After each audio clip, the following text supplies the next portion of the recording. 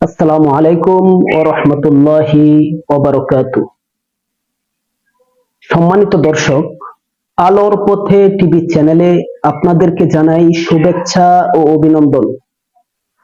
আমি আপনাদের সাথে আছি মোহাম্মদ উসমান গনি সেলিম। আজকে আমরা কথা বলবো, এক ভাই প্রশ্ন করেছে,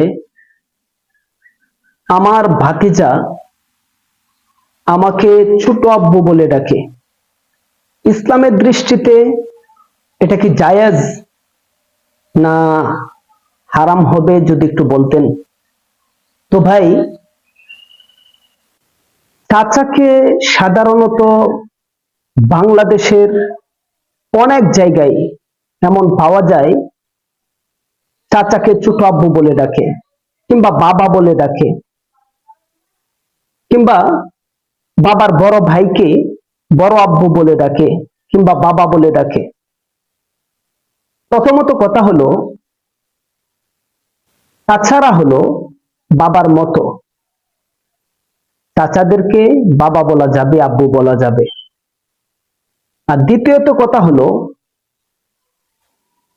চাচাকে আব্বু বলা, বড় আব্বু কিংবা ছোট আব্বু বলা, এটা রূপক অর্থে ব্যবহার হয়।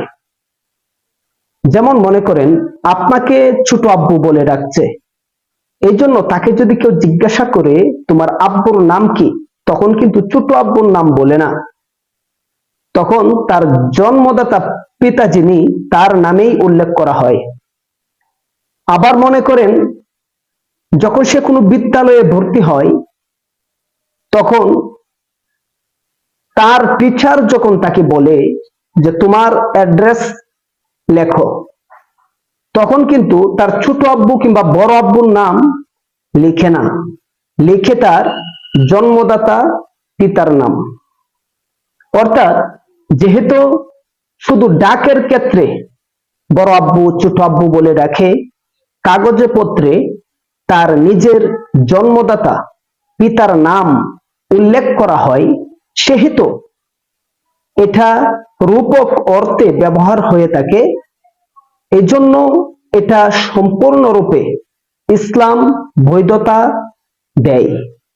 আর সবচেয়ে বড় কথা হলো, চাচারা হলো বাবার মতন, এই ক্ষেত্রেও ছোট আব্বু বড় আব্বু বলে ডাকতে পারে, এর মধ্যে কোনো সমস্যা নেই ইসলামের দৃষ্টিতে। আশা করি যে ভাই প্রশ্ন করেছে সে ভাই বিষয়টি বুঝতে পেরেছে।